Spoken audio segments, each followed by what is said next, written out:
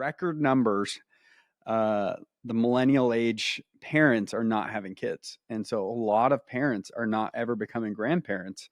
What would you say to the young couple that's deciding this isn't a world they want to bring kids into, or they don't think it's worth having kids, or they're selfish and just want to travel? Like, what would you tell that young couple that's deciding, should we or should we not have kids right now?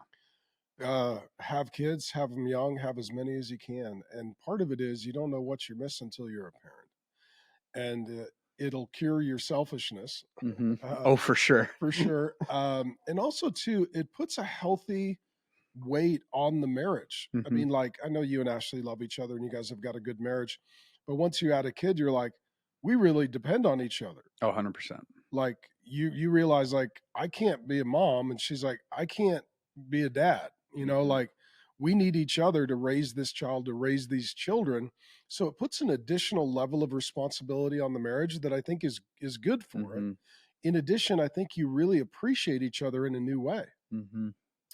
As a dad, you realize, like, I really appreciate the fact that my wife loves me, loves the Lord, loves our kid, Mm-hmm. is focused and devoted.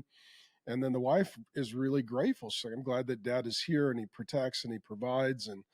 And so it deepens the marriage and it fixes the selfishness. And also too, when you add children, you're multiplying the joy and the fun.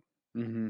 And so when you're single or you don't have kids, even if you don't, so I was always a person like you love kids, I love kids, we Mm-hmm. both love kids. I mean, just really love kids. Even if you don't love kids, when you get your kid, you Uh-huh. love your kid, you enjoy your kid. And so a lot of people are like, well, I'm not a kid person. It's like, we haven't had your kids yet. Mm-hmm. Once you get your kids, you're going to love that kid. God's going to awaken something in you that was dormant, that you didn't even know was present, and you're going to love and enjoy them, and it's going to be deeper and richer than you even anticipated. Yeah. And then the memories you get to make too, like for you guys this year, like, and for all, you three married kids with the grandkids, like, I mean, it's going to be so fun because you get to do the first everything with your son. Like, Yeah.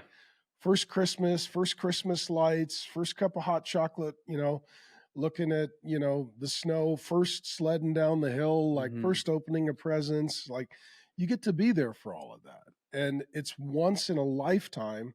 And you get a front row seat for these little sacred windows of Mm-hmm. opportunity.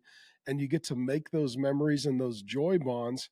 And that's what life is all about. When we die, we don't take anything to heaven, but we take people and memories, Mm-hmm. and so it's people and memories that really matter the most. And so, yeah, for me, I mean, I just loved being a dad. I still love being a dad, having adult kids. But then even the thought, like, I mean, that's even this morning.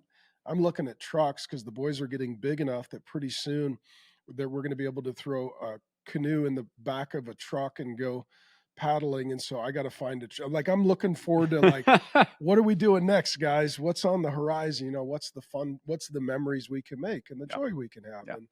And to me, we're talking about a little bit at off camera. It's like when we were raising the kids, I'm 54, a lot of the books were like Growing Kids God's Way and I Kissed Dating Goodbye and To Train Up a Child. And those are all really good for kindling and very little else. They should all be used as fire starter. They're legalistic, religious, Christian, subcultural garbage that are Mm-hmm. devoid of the spirit. They're non-relational. They're non-attachment. They work off of fear, not joy. They work off of control, not influence. And they work off of religion and not relationship. Mm. And so for us, just even seeing that kind of garbage parenting, it's like, if you're a kid that grew up in that home, I could see why being a parent would be scary. Hmm. If you're thinking, well, that's what you need to do to your children. It's like, don't do that. Do relationship, not rules. Do spirit of the law, not letter of the law. Do joy, not fear. You know, do influence, not control. And, make memories and don't make them trauma, Mm-hmm. And so, yeah, so for us, I mean, I just remember that entire religious subculture of parenting. If you grew up in that, it really causes you to be anxious about bringing a child into the world, but you don't have to Mm-hmm. bring them into that world. No. And the U.S. government, doesn't determine the world your child lives in. You determine what's going on at your house.